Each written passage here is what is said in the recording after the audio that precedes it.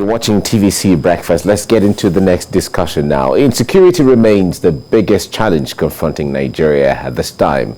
From the Boko Haram insurgency in the northeast to banditry and kidnappings in the northwest and cultism and agitations in the south, the Nigerian state is heavily burdened from all sides.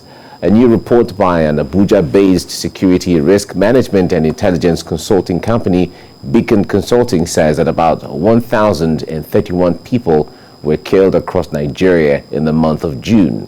Zamfara, Kebbi, and Nigerian state topped the list, according to the report. Now, 275 persons were killed in Zamfara state, while Kebbi and Niger states lost 93 and 91 persons, respectively, during the month. The report also disclosed that 390 people were abducted in 205 incidences recorded in 34 states of the country within the same period. If you look at all of those, it's really scary what is going on. But let's have an insight into all this. Joining me now is security consultant Roy Ohideve. It's nice to have you join me this morning. Yes, a pleasure. Great. Now, the security situation in Nigeria, I know we've talked about this so many times. We're having you on the platform and so on. But let me start with the assurances that the government is giving to Nigerians. In fact, the president had said at some time that our challenges will soon be over. We'll soon overcome all of these. And then government has announced the arrival of 6 Super Tucano jets, which everyone has said that when we have those, because of the makeup and all of that, they're going to detect a lot of things and they're going to put a stop to a lot of things. But how optimistic are you regarding this? You know, I just get so skeptical when I need to come on air, you know, because we'll keep talking about the same thing as if nobody's listening, you know. So you cannot be fighting the flames when the embers are being tugged by the flammables, you know. So when you spend all that money getting the Tucanos and you bomb all the forest and all the unpoliced areas, the bandits will disintegrate, break into individuals and move into communities. And by the time your Tucanos are resting, if they were not crashed, or if they were not shut down, they move back into the unpoliced areas, they reassemble, and they go back to banditry. And the ones that are caught quickly say, I was forced.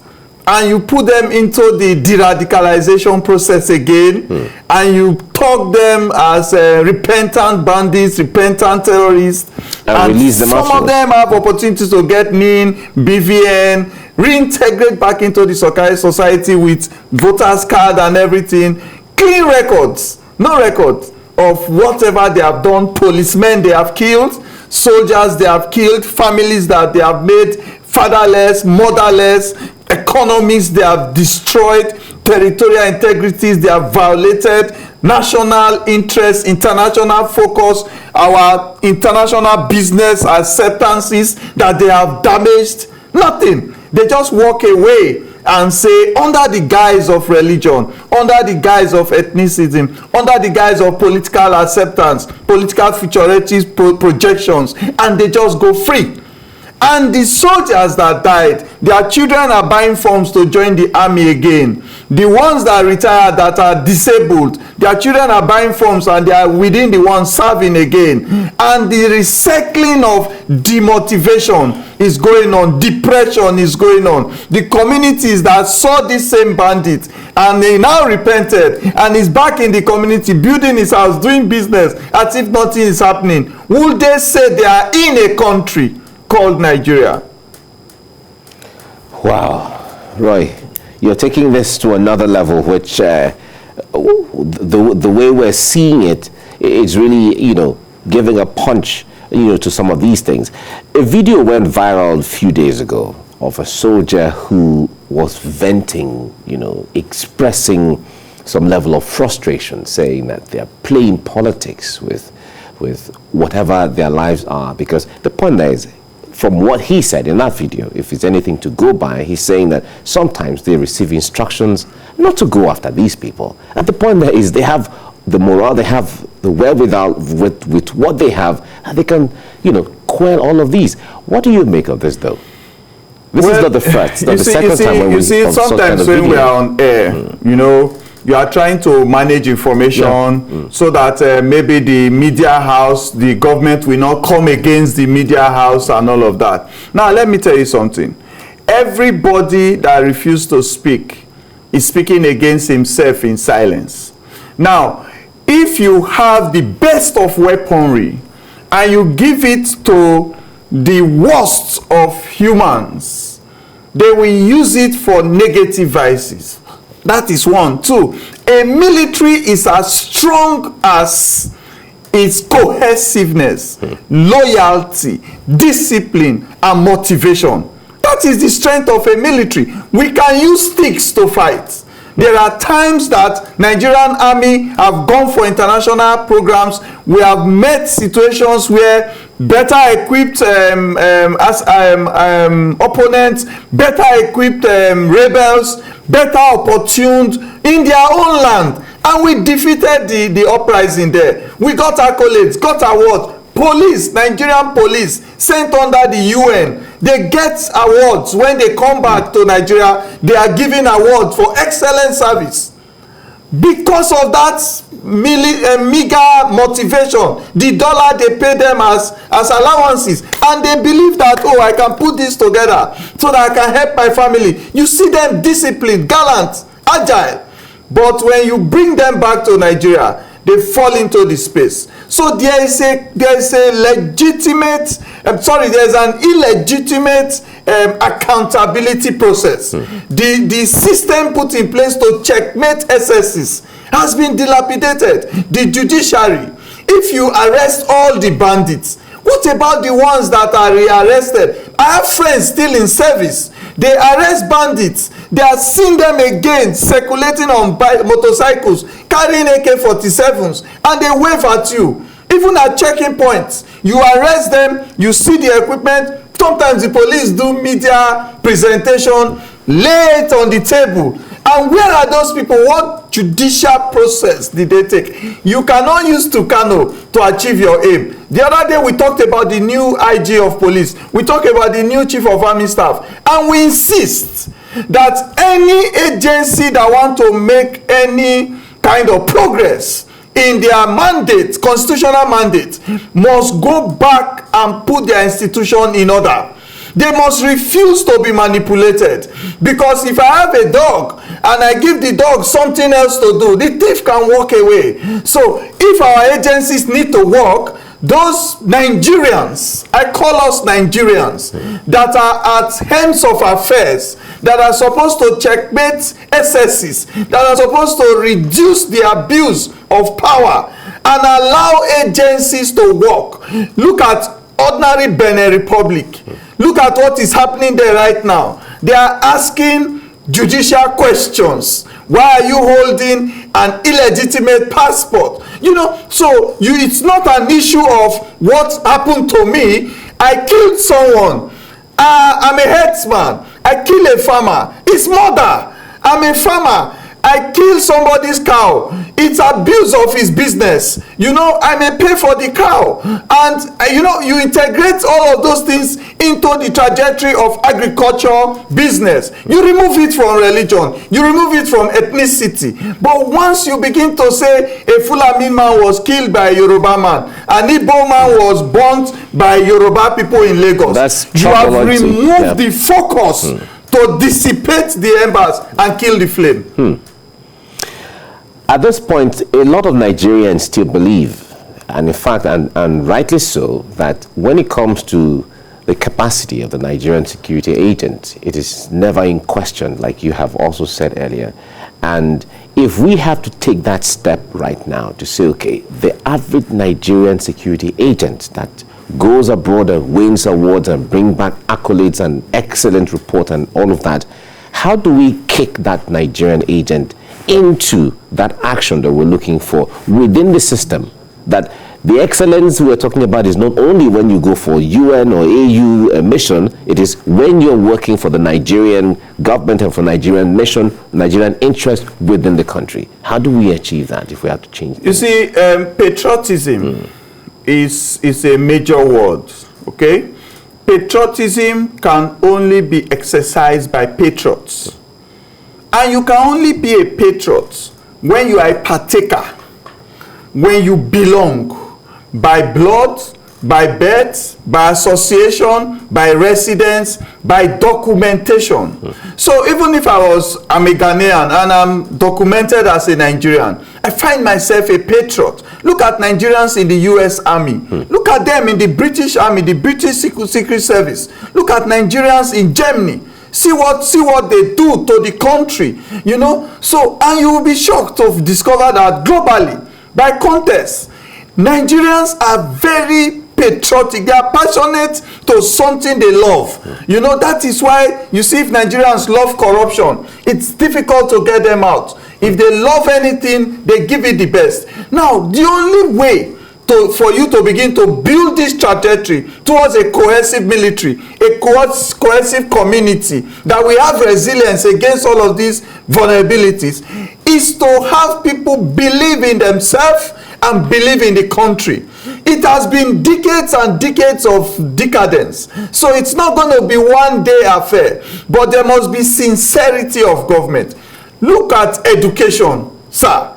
I want a government that will come and say schools are free for primary school children, then you have bursary back in place in the universities, and you pay the lecturers what they are supposed to get. That is global standard in that industry of lecturing, and you will see that people will begin. The first thing is the alert. People will begin to reorientate themselves. You know, a police officer that is paid maybe 200,000 naira, 250,000 naira, he has accommodation, you know, he has a medical cover for his family. You know, there is criminality in everybody, but there is also a judgmental spirit in everybody. There is a spirit that will tell you, you are paid well, don't do this. You know, then apart from that, we need a structure that works. The judiciary, that should work. We need a case in court, and nobody is looking at any other thing but the Constitution and the violation of the Constitution. You know, if it is a criminal code, if it's a civil case, a civil matter, use those documents to address it. Then let there be uniformity. If it's in Zamfara, if it's in Gombe, then if you want to do state by state laws, every state should have its law, and everybody that violates that law should face it. Then the governor, on the anniversary of the state or the country, October 1st, can say, I'm using executive this to pardon XYZ, but we know you committed the crime, we know you are serving the time. So it's a deterrence to others. Then if you look at other ministries like ICPC, EFCC, they should not be sectional, they should not be selective. You know, then in communication, there are sensitive industries like communication, where my phone line, you have mandated me now to commit all my details, all my movement, my private information. The person handed that affair, if he has anything questionable, he should resign and leave. And the government should see to be seen to put round pegs in round hole. Like someone that I've had a basic knowledge, grown in the industry, and coming to head it. So if I'm in the Ministry of Communication for 6 years, 7 years, I will be building a trajectory to head the ministry. If I'm in finance, but there is one kind of disabuse to that office that have broken down this thing. So every agency you get into, somebody is asking you to pay for paper, somebody is asking you to pay for where you will sit down, for you to see someone, and nobody cares, because those are the ends of affairs. Don't know that it is the cracks that collapse the building. All right, now let's talk about the issue of ungoverned spaces, which some security experts have spoken to when it comes to how bandits and kidnappers and terrorists and even the headsmen, sometimes the ones that are perpetrating crime, especially in the northern region where we have a large expanse of land, that there are places that are seen as ungoverned spaces where the presence of government is kind of minimal. One wonders if people like that feel the sense of the fact that, okay, we're citizens, we enjoy this or that, but that's a totally different thing. But how do we handle those ungoverned spaces? There are countries that, Nigeria is not the largest country in the world. We have other countries that are bigger, larger than Nigeria, and they still try to hold their fort. How do we as a people handle, or as a country, handle the issues of ungoverned spaces in such a way that it's not taken advantage of by these miscreants? I've actually looked at the issues concerning and surrounding ungoverned spaces. And I remember growing up as a kid, you know, there are places you get to, you don't enter into that place. I was a Boy Scout. We went for bush exercise, camping and all that. You know, you don't see anybody, but yet you are not entering. You are making some sounds and this, and somebody gives you permission to enter into the place. If you watch some desert films that we do, like documentary, you will see some of those ancient men with scampy dressing with a stick. They make a sound, then somebody else gives them an approval sound before they enter. Why? Because if you enter into that place, maybe an arrow or something, they will attack you.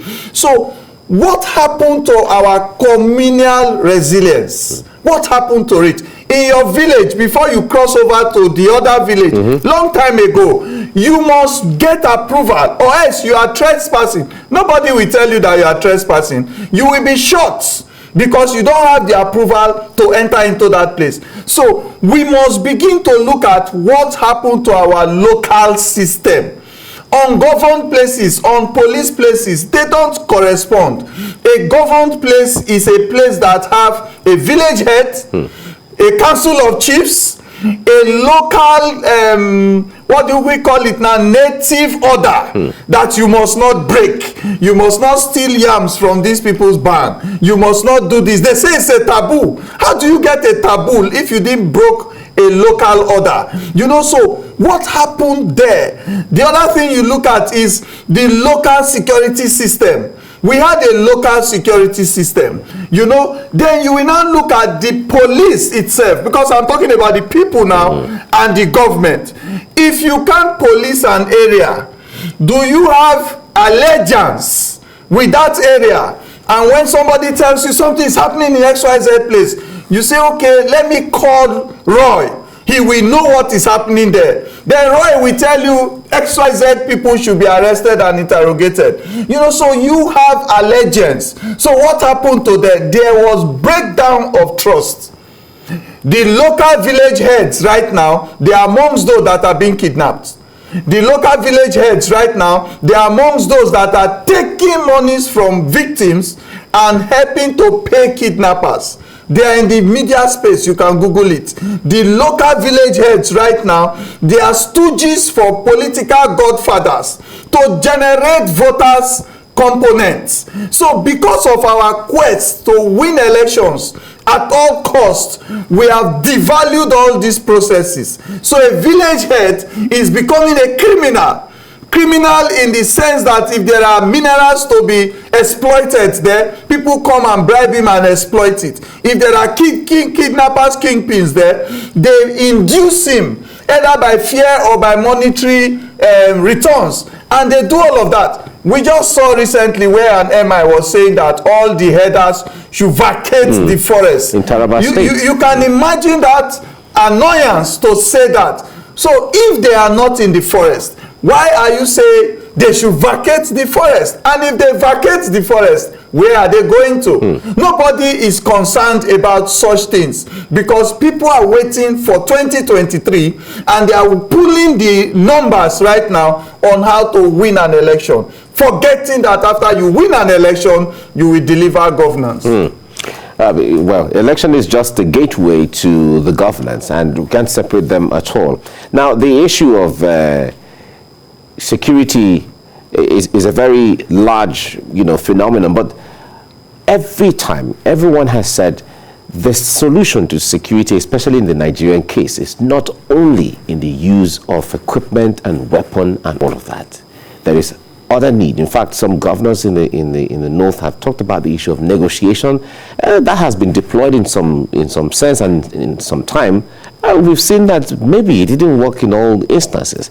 They're still talking about using other measures. What other measures can we use apart from, speaking in the language that they understand? If I have to use that cliche. In fact, you see, I don't blame you. I don't, because it's getting to look like there is no solution. Because every morning you wake up, there is a massive kidnap in a place that should have gotten the attention for government protection, like a school, like a hospital where you have babies. How can people come and pick babies from the hospital, thinking about their medical conditions? Have you looked at the traumatic situations our children are right now? Even schools in Lagos that they have hostels. When they hear noise in the night, do you know how the children begin to shake and think that it's a kidnap gang that have come to the school? So how do they focus on education? So we are just corrupting opportunities for education in a very long span destructive pattern. So if you look at this, sir, I want to ask a question. Kidnappers need fueling. Bandits, they need fueling. Let's look at the opportunities to operate. They need to follow roads, through tracks or routes with their bikes. They don't carry it on their head. The bikes makes noise. It has sound. Okay? Then in all of these places they go through, we call ungoverned places, there are Nigerians there that pay taxes. They pay taxes. So what are the opportunities of government? One, you have these lines that they use to communicate. What next? Two, you have millions and thousands of retired military people, retired police people that are disintegrated back into the society. If you watch recently, you will see that bandits have started to kill retired military officers that are living in the town. It's so shameful. They just go and kidnap or kill them. Now, if you use all of these people as your eyes, do you know what pool of information you will get to immediately curb any incursion or anything? All right. So much to talk about. So much to talk about. But we really appreciate you, Royal Hidivia, for giving us insight into some of these things every time, and even the charge to do what we need to do as a people and all of that. Thank you very much for coming on the program. Pleasure. Thank you very much. Pleasure. Thank you. Thank you. Now, this is where we come to the end of today's edition of the program, and even the week's edition as well. The weekend starts right about any moment from now. Thank you for spending your morning with us, and don't forget that COVID-19 is still real, and we all have to adhere to the protocols given by government and health officials. Have a great weekend ahead, and bye now.